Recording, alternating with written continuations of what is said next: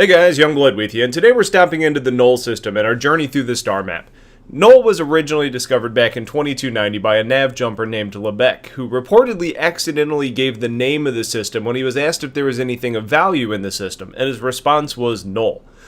Either way, if that was actually accurate, the system is in orbit around a yellow supergiant star that has a really bad habit of swelling up to 15% its original size at seemingly random times. While this doesn't really pose much of a risk to those of you that are just flying in the system, it does cause major issues for colonies and terraforming, which is why almost none has been done to this point.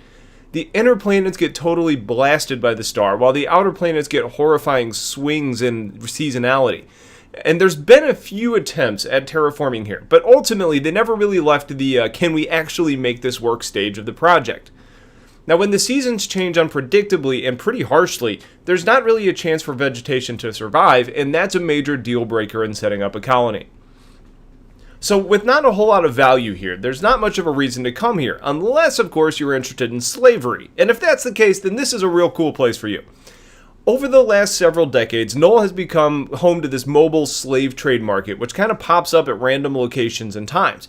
And the lore talks about how pirates have this certain code of honor, but slavers have absolutely none, and they should be avoided at all costs. So take note, bringing a Genesis Starliner through the Null system is only a good idea if you're engaging in slave trade, or if you're just setting up a really nice juicy trap. But keep in mind, if you have an interest in slavery, traders are just as likely to add you to their inventory as your unwilling passengers. Null 1 is a typical innermost planet that's being scorched by the star. However, this one gets it worse than many other planets thanks to the kind of swells of the size of the star. Basically, until we get better technology, you can't even land on this planet right now. The second planet is an iron planet with no inhabitants, and while it's surprisingly large for a planet this close to the star, mining here is a real difficult chore thanks to the star's activity.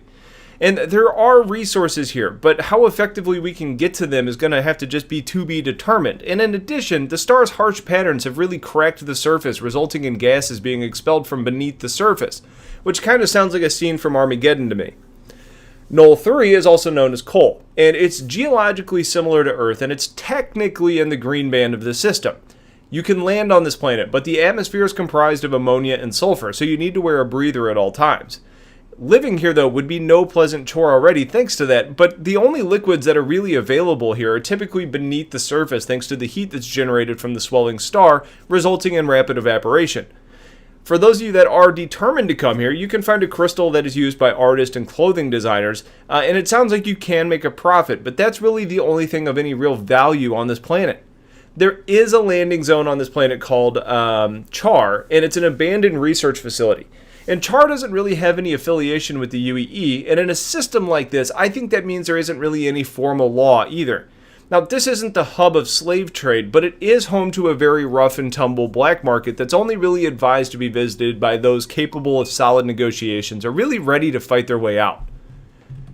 Null 4 is a gas giant, and it may seem like a good place to pick up some fuel. However, that is certainly not the case.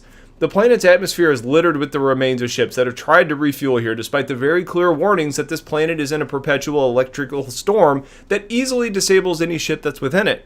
For those of you that are salvagers, take note, it may seem like a really good place to go pick up some goods, but trust me, it's not worth it, and there's evidence being that there's plenty of salvage ships that are in orbit as well. The final planet in this system is Ashana, and it's the only real planet with any notable population.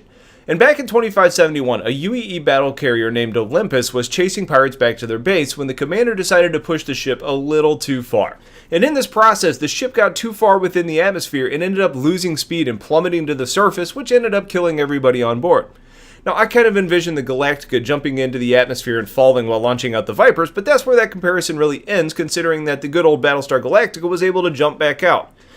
What was left was a carrier just sitting on the surface of this desert planet, and scavengers came in to try and claim parts or get the thing operational, but eventually they decided that having a structure to protect them from the harsh desert environment was better than ripping it to shreds.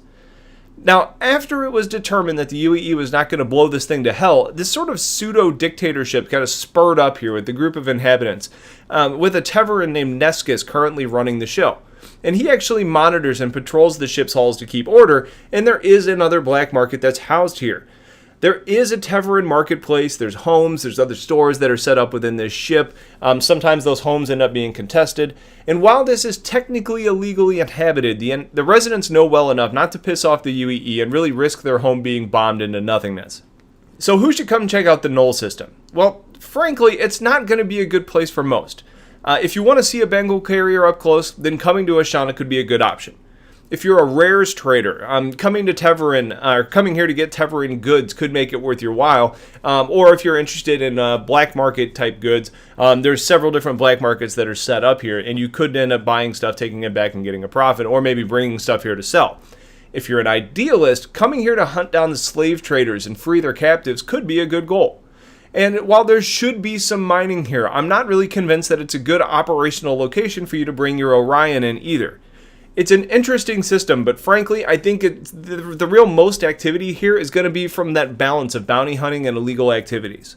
So that's the Null system. If you have questions about this place, please let me know. Otherwise, if there's other ones you want to see, put them in the comments. But I'm going to just kind of keep cranking through the different Starmap systems to get you guys more information.